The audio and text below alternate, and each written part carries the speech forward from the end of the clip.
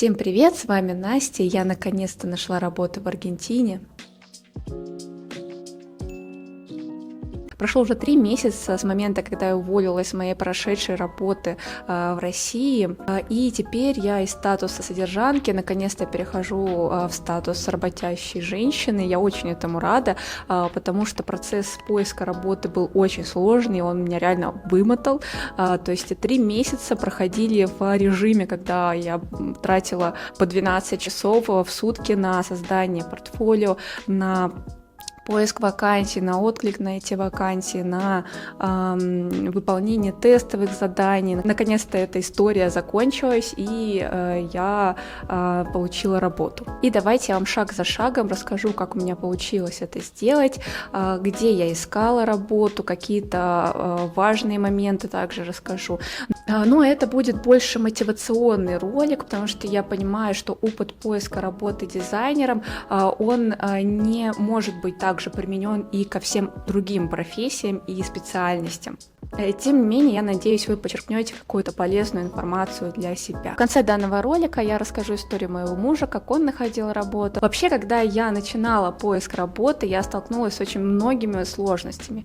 Первая сложность была, конечно, в том, что я лентяйка, и за 2 года моей работы дизайнером я не работала над своим портфолио особо.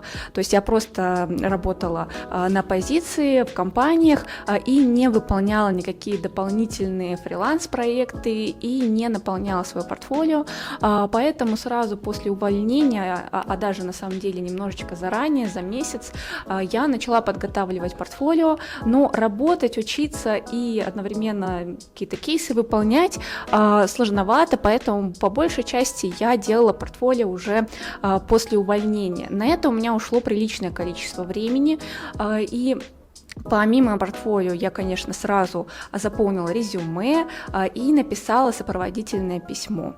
Относительно резюме и сопроводительного письма могу сказать, что лучше всего, наверное, выбирать самые простые дизайны резюме. То есть, по факту, дизайн резюме, он абсолютно не важен, можно скачать шаблон. Главное, чтобы ваше резюме потом прочиталось компьютером. Нужно понимать такую вещь, что резюме, оно, скорее всего, не будет просмотрено вживую. Его будет просматривать компьютер, считывать информацию и выводить в какую-то дополнительную таблицу.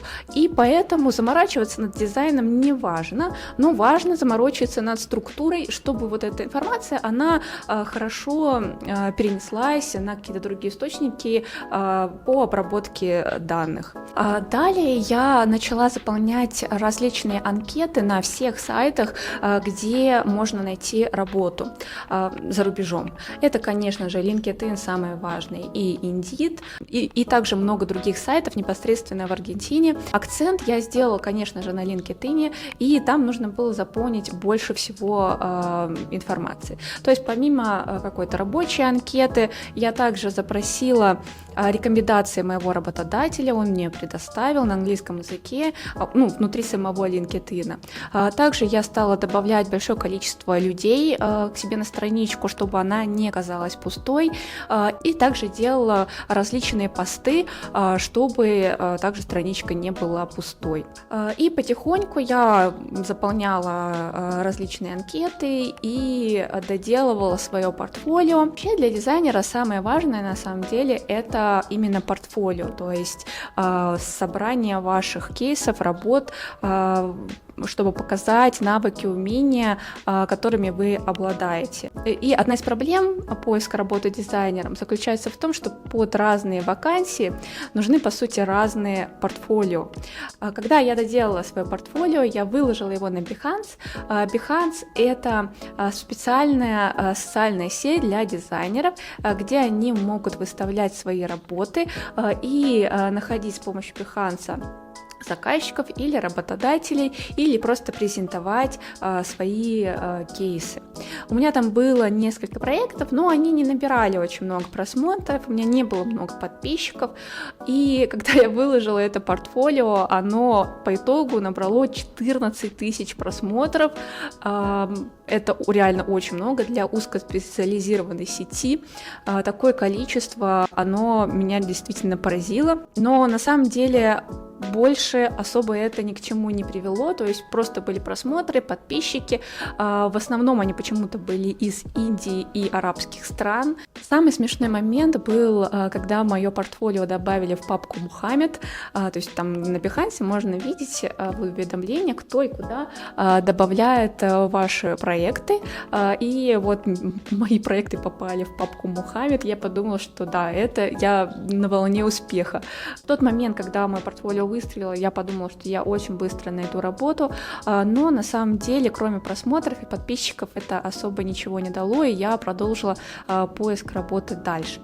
Как только я выложила мое портфолио, я начала откликаться на различные вакансии и заявки в LinkedIn и на других сайтах. Вообще, на самом деле, когда ищут работу, то нужно откликаться порядком на 30 заявок в день, и это очень, реально очень много. Я максимально могла откликаться на 10 заявок в день, потому что, к примеру, в LinkedIn не все заявки, они простые, то есть не везде ты просто нажимаешь кнопочку «Откликнуться» и все.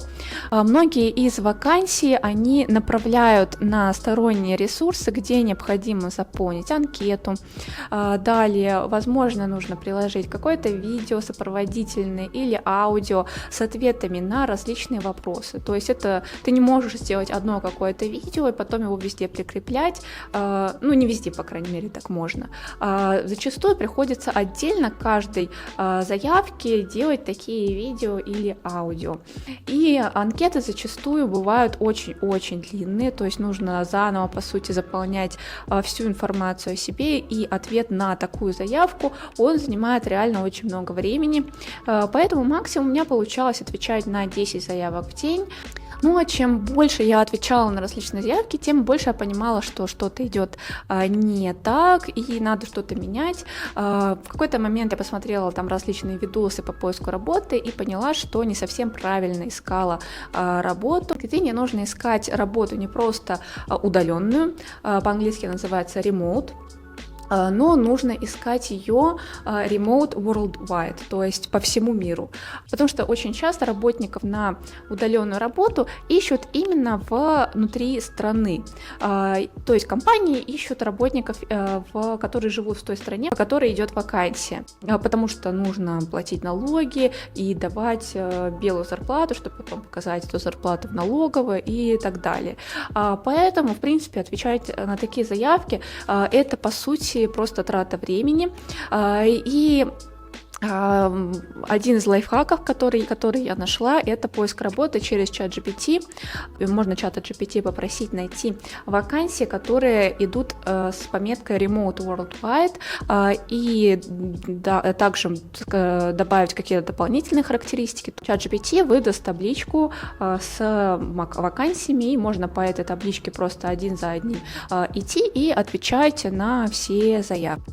Спустя какое-то время мне начали приходить различные отклики. В основном это были, конечно, отрицательные отклики, то есть просто вежливо говорили, что вы нам не подходите, извините, и я продолжала поиск работы дальше. Приходили тестовые задания, я выполняла тестовые задания. Также приходили приглашения на интервью, которые я проходила, они были в основном на английском, потому что я искала именно работу на английском языке, но все равно откликов положительных было очень мало, и я задумывалась о том, что, может быть, я опять-таки сделала неправильное портфолио, может быть, я неправильно написала сопроводительное письмо или резюме как-то неправильно сделала, я все заново и заново переделывала. Также я подумала, что, может быть, мне нужно сделать сайт, а не выложить портфолио на Behance, начинала делать сайт, то есть вот эта нервотрепка, этот мандраж, он меня по кругу водил, и мне приходилось все заново и заново делать с мыслью о том, что что-то я, может быть, делаю неправильно. Далее я подумала, что надо, наверное, также зарегистрироваться и на фриланс-площадках. К примеру, есть такая площадка Upwork, это фрилансерская платформа, на ней можно найти различные фриланс-проекты, но также там выставляют вакансию и работодатели, которые ищут работников на долгосрочную и постоянную работу. Но проблема Upwork в том, что он не бесплатный, то есть отклик на большое количество заявок, оно будет стоить достаточно дорого. Вот примерно вот где-то 6-7 заявок стоили для меня 8 евро. На мой взгляд, это реально очень дорого. К сожалению, у меня с Upwork опять-таки не особо сложилось, то есть мне опять присылали тестовые задания, причем их присылали поздно ночью с пометкой «Вот сделайте, пожалуйста, срочно-срочно».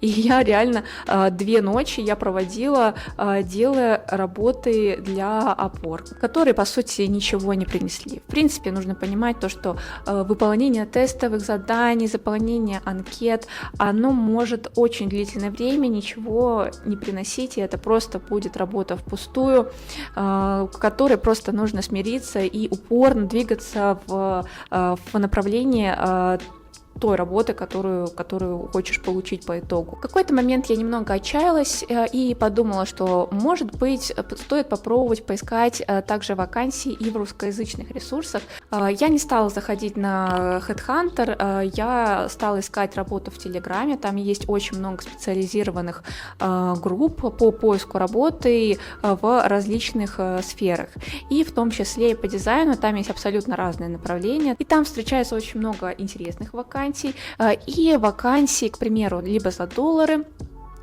либо вообще в каких-то иностранных компаниях, русскоязычных, но, к примеру, иностранных. И зачастую можно найти очень-очень неплохие варианты. Там я нашла очень много вакансий, которые требовали работы с искусственным интеллектом. Я с ИИ работаю уже очень-очень давно, но в основном именно с картинками. А тут нужно было создавать по большей части именно видео. Я решила, что я создам отдельное портфолио с видео, сделанное с помощью искусственного интеллекта. Я сконцентрировалась на рекламных видео, сделала там на свои деньги, конечно же, небольшое портфолио, выложила его опять-таки на Behance, и это и оказалось решающим моментом в получении моей работы. Я откликалась на различные вакансии в Телеграме, но в какой-то момент мне пришло сообщение в LinkedIn. Это был работодатель из Аргентины. Они увидели мое портфолио, которое я делала с помощью искусственного интеллекта. Им оно очень понравилось.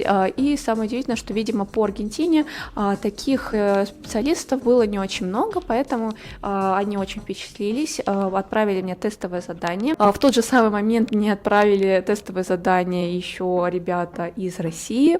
Оно было очень сложным, то есть я на него потратила 5 дней. Суммарно на все эти тестовые задания я потратила 2 недели, потому что тестовое задание для аргентинских работодателей я делала аж дважды, потому что я его неверно поняла. И на эти генерации я потратила порядком 15 тысяч рублей, но в конечном итоге то, что я делала для аргентинской компании, очень-очень понравилось работодателю, и он мне предложил работу. Такой вот получился у меня путь, не совсем ровный, прямой, и какие выводы можно на самом деле сделать из моей истории, это то, что сейчас очень-очень важно работать с социальными сетями, показывать особенно видео о вашей работе, о ваших навыках, и работодатель может вас сам найти, и он даже больше вас будет ценить, больше будет ценить и ваши тестовые задания, и ту работу, которую вы будете для него делать. Конечно же, у меня есть сомнения по поводу этой работы, есть сомнения, пройду ли я испытательный срок или не пройду, потому что в компании я единственная иностранка, и все говорят на испанском языке, кроме меня. Все стараются говорить на английском языке со мной, чтобы мне было попроще, но все равно коллектив испаноязычный, и все не так просто. Я стараюсь говорить на испанском, но мой уровень именно говорения, он не столь высокий, поэтому Поэтому у меня есть, конечно же, небольшие сомнения, но буду надеяться, что все будет замечательно. В конце данного ролика я приложу видео, которое помогло мне найти работу, и также мое тестовое задание, которое я выполняла для этой компании. Еще я хотела рассказать про историю моего мужа, как он находил работу в сфере IT. Его опыт, он более интересный и более, на самом деле, даже мотивирующий в каком-то плане, потому что он полностью перестроился на другую профессию и очень быстро нашел работу в той сфере, в которой он не работал раньше вообще.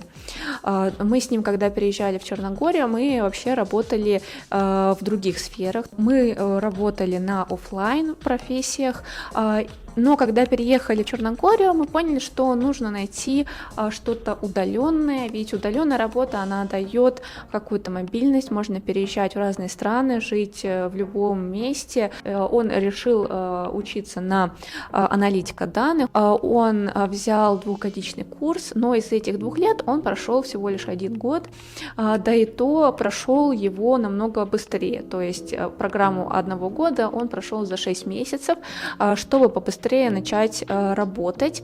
И как раз-таки вот им на курсах говорили то, что нужно очень много заявок заполнять в день, то есть 30 заявок в день нужно отсылать, чтобы найти работу более эффективно. И, собственно говоря, в течение месяца он дополнительно проходил курсы, которые ему не хватали для тех или иных вакансий. Многие курсы он проходил на Степике. На Степике есть очень много бесплатных материалов, поэтому очень вам рекомендую. То есть, если вы хотите стать специалистом в другой какой-то сфере, найти удаленную работу, вот рекомендую вам начать со Степиком. Там реально есть либо недорогие курсы, либо бесплатные. Он в течение месяца заполнял различные заявки и нашел работу в российской компании, в которой вот все это время он и работает. И сейчас на самом деле вся компания держится на нем. Поэтому выводами данного ролика является то, что не нужно бояться менять профессии, не нужно бояться искать работу в другой стране. Это все реально. Единственное, что нужно приличное количество времени. То есть у меня вот это заняло 3 месяца, но это может занять и больше. Но главное поставить перед собой цель и идти к ней. Вот сейчас вы можете посмотреть те видео, которые я делала для того, чтобы найти работу.